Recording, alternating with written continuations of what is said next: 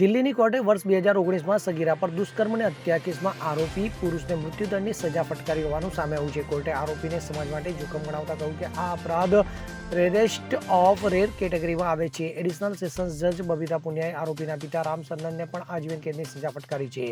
સગીરાની હત્યામાં સાથ આપવા બદલ રામ સરનને આજીવન કેદની સજા ફટકારવામાં આવી છે. તો કોર્ટે જણાવ્યું હતું કે આરોપી રાજેન્દ્રને સમાજમાંથી દૂર કરવો ખૂબ જ જરૂરી છે. તેને પોક્સો એક્ટ અને આઈપીસીની જોગવાઈઓ હેઠળ મૃત્યુદંડની સજા ફટકારવામાં આવી છે. તો રાજેન્દ્ર અને તેના પિતાને આ કેસમાં ફેબ્રુઆરી વર્ષ 2024માં દોષિત ઠેરવવામાં આવ્યા હતા. તો સગીરા ગત 9 ફેબ્રુઆરી 2019ના રોજ લાપતા થઈ હતી. 2 દિવસ પછી તેનો મૃતદેહ એક પાર્કમાંથી મળી આવ્યો હતો. ચુકાદામાં જણાવવામાં આવ્યું હતું કે અપરાધના પ્રકારે નિર્દોષ બાળકોને આવા અધમ કૃત્યથી બચાવવા માટે દોષિતને કઠોર સજા આપવા જરૂરી છે. તો એ પણ જણાવ્યું હતું કે આરોપી અગાઉ પણ એક સગીર બાળાનું અપહરણ કર્યું હતું.